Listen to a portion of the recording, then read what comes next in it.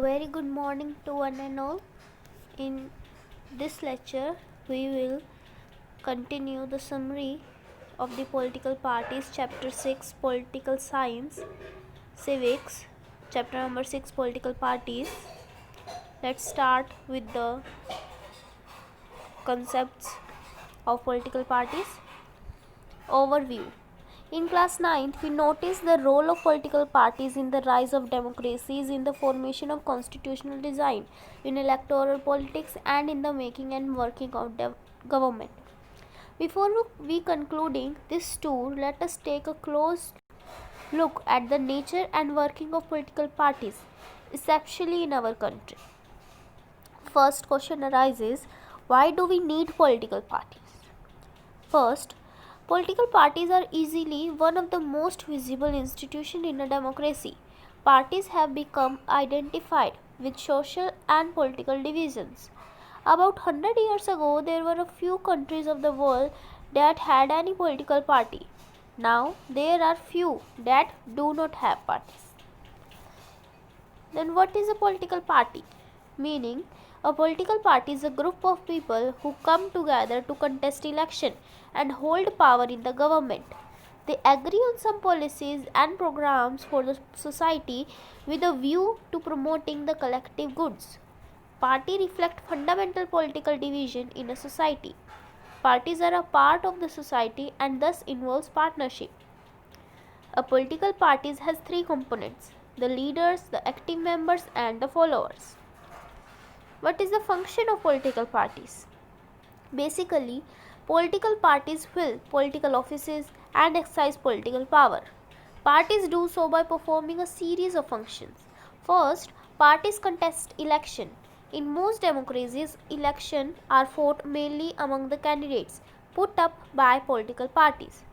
Parties put forward different policies and programs and the voters choose from them. Third, parties play a decisive role in making laws for a country. Formally, laws are debated and passed in the legislature. Fourth, parties form and run the government. As we noted last year, the big policy decisions are taken by the political executive that comes from the political parties.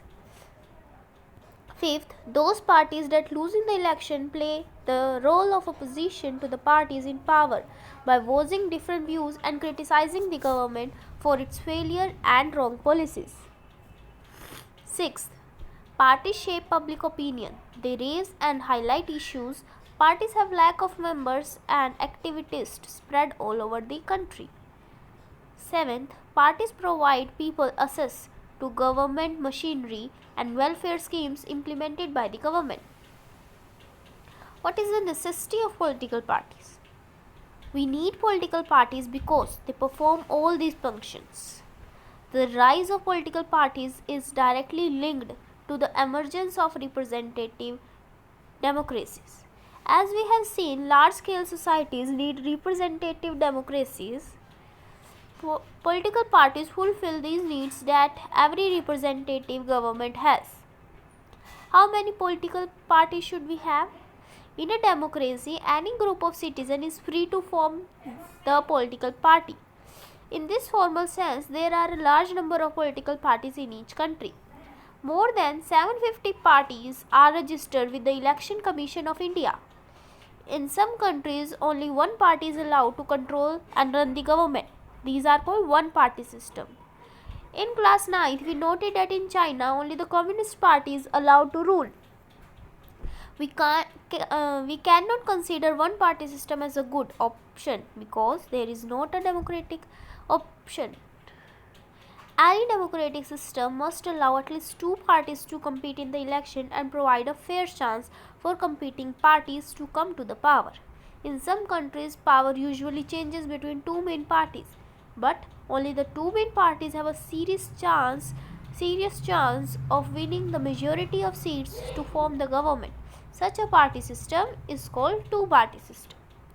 If several parties compete for power and more than two parties have a reasonable chance of coming to power either on their own strength or in alliance with others, we call it multi-party system.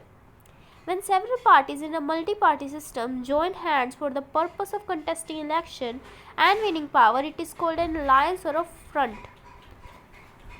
The multi-party system often appears very messy and leads to political instability. At the same time, this system allows a variety of interests and options to enjoy political representation. National political parties. Democracies that allow a federal system all over the world tend to have two kinds of political parties. Parties that are represented in only one of the federal units and parties that are present in several or all units of federation. Every party in the country has to register with the Election Commission. While the Election Commission treats all parties equally, it offers some special facilities to large and established parties. Parties that get this privilege and some other special facilities are recognized by the Election Commission. For this purpose, that is why these parties are called recognized political parties.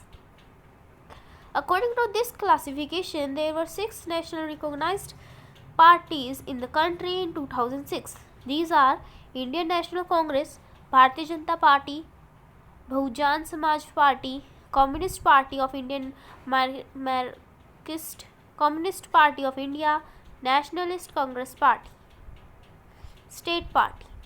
Other than these 6 parties, most of the major parties of the country are classified by the Election Commission as state parties. Parties like the Samajwadi Party, Samata Party and Rashtriya Janata Dal have national level political organization with units in several states. Some of these parties like Biju Janata Dal, Sikkim Democratic Front and Mizo National Front are conscious about their state identity.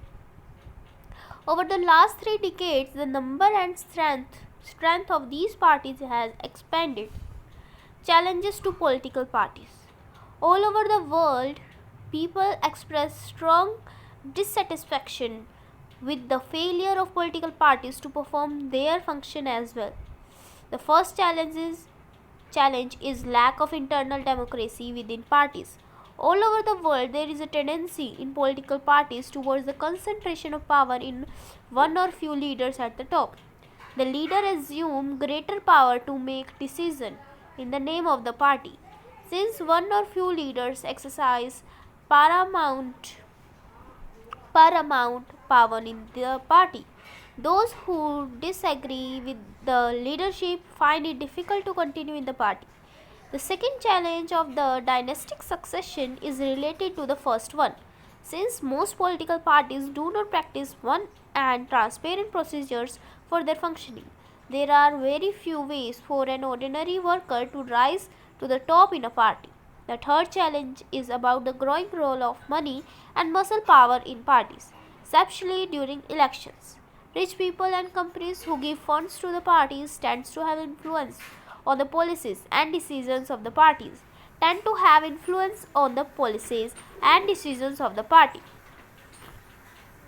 In some cases, parties support criminals who can win election.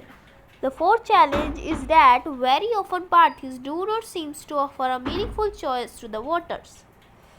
How can parties be reformed?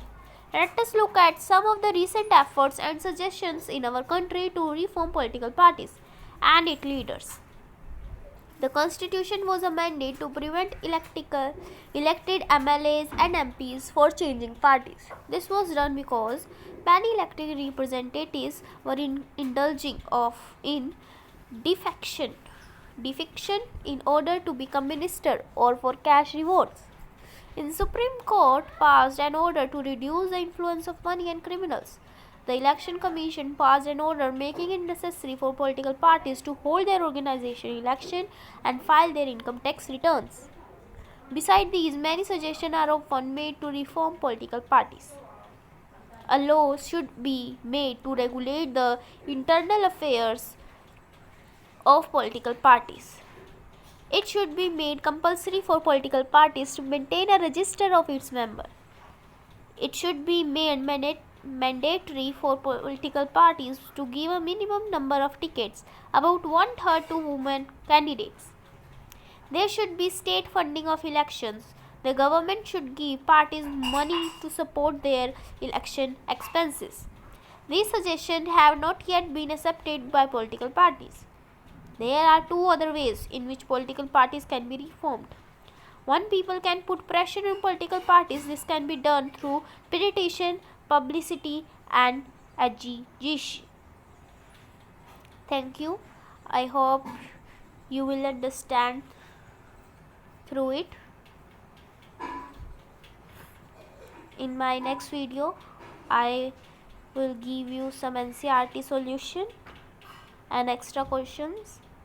Thank you for watching my video. Please like, subscribe my channel. Thank you.